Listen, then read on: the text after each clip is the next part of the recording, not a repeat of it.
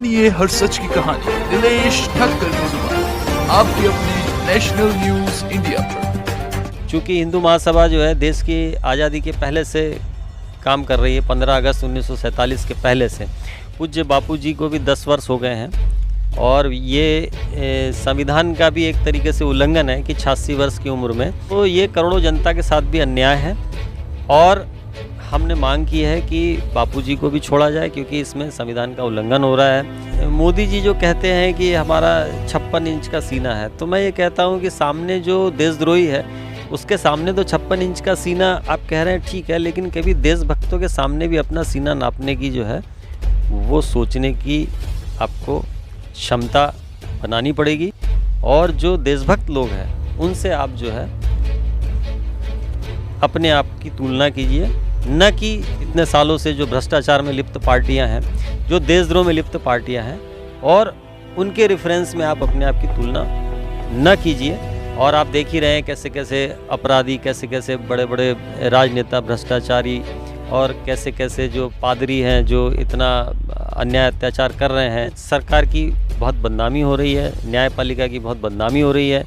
तो इनको ये चीज़ को सोचना चाहिए। और पूजनीय संत आसाराम जी बापू के लिए लगातार जो है हिंदू संगठन प्रयास कर रहे हैं कि बापू जी को जल्द से जल्द रिहा किया जाए, क्योंकि मीडिया पूरी तरीके से, ज़्यादातर मीडिया, मेन स्ट्रीम मीडिया जो है वो क्रिश्चियन मिशनरी के द्वारा, क्रिश्चियन पोप के द्वारा संचालित है। इसलिए सच्चाई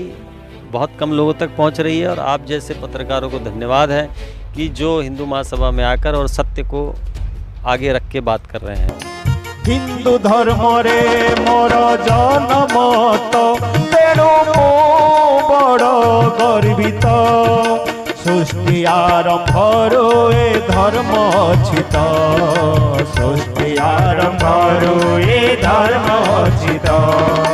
समस्तंकर हित भावना करे। जी, मैं माणिक देशमुख, राष्ट्रीय अध्यक्ष धर्म रक्षा दल से। पूज्य बापू जी को भी 10 वर्ष हो गए हैं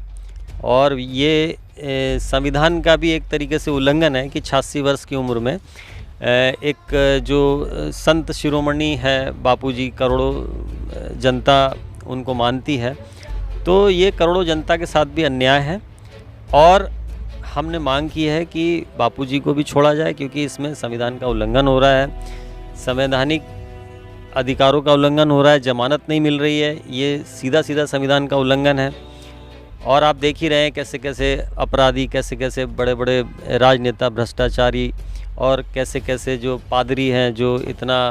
अन्याय अत्याचार कर रहे हैं। चर्च में तो आप उंगली भी नहीं दिखा सकते, नहीं तो सीधे सारे टीवी चैनलों पे आएगा बलात्कार हो गया, चर्च में कोई पुलिस घुस गई या कुछ हो गया तो ये सब एक बड़ा व्यापक षड्यंत्र है। और बापूजी ने जो कर दिखाया है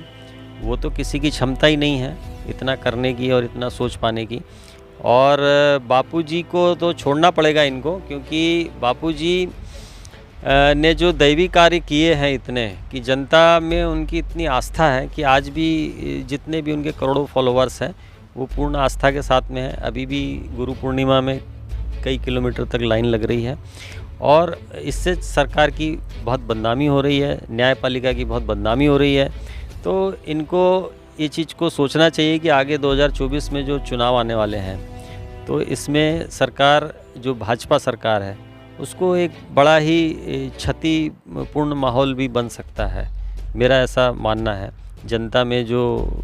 संदेश जा रहा है कि हिंदू साधु संतों को, निर्दोष हिंदू साधु संतों को छोड़ा नहीं जा रहा है, तो ये तो प्रधानमंत्री का कर्तव्य है कि वो सार्वजनिक बयान देना चाहिए। तो यहाँ पर जो हिंदू संगठन है वो पूरी तरीके से सजग है और राष्ट्र के लिए, सनातन धर्म के लिए और पूजनीय संत आसाराम जी बापू के लिए लगातार जो है हिंदू संगठन